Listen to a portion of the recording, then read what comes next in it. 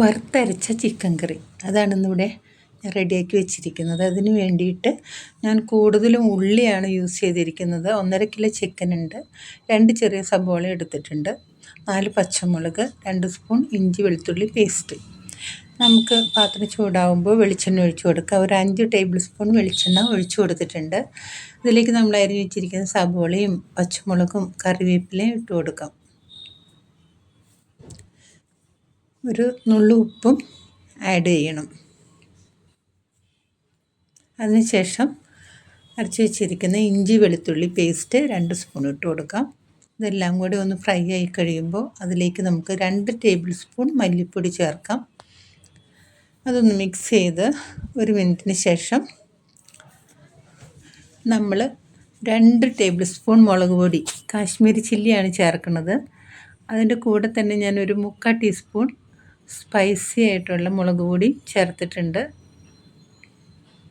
ഒരു 3/4 ടീസ്പൂൺ മഞ്ഞൾപ്പൊടി, 1 ടീസ്പൂൺ ഗരം മസാലപ്പൊടി, ഒരു 1/2 ടീസ്പൂൺ കുരുമുളക് പൊടി. ഇതെല്ലാം കൂടെ നല്ലോണം മൂപ്പിക്കണം. ഇതെല്ലാം മൂത്ത് കഴിഞ്ഞിട്ടുണ്ട്.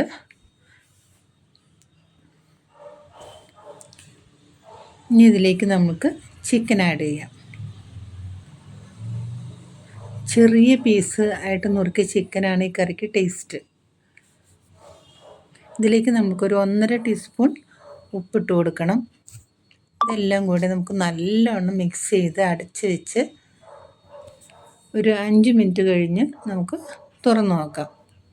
വെള്ളമൊന്നും ഒഴിക്കരുത്. വീണ്ടും അടച്ചു വെച്ച് നമ്മൾ വേവിക്കണം.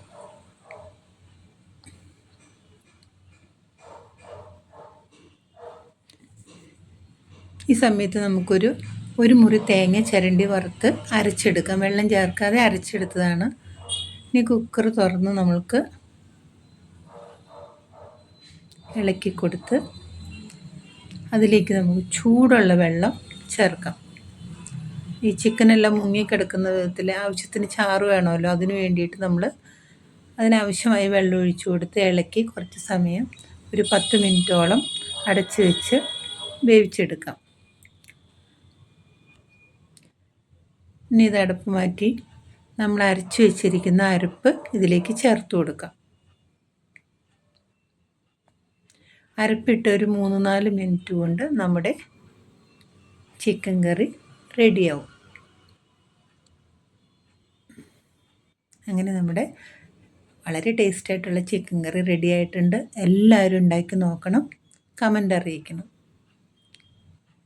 Bye friends.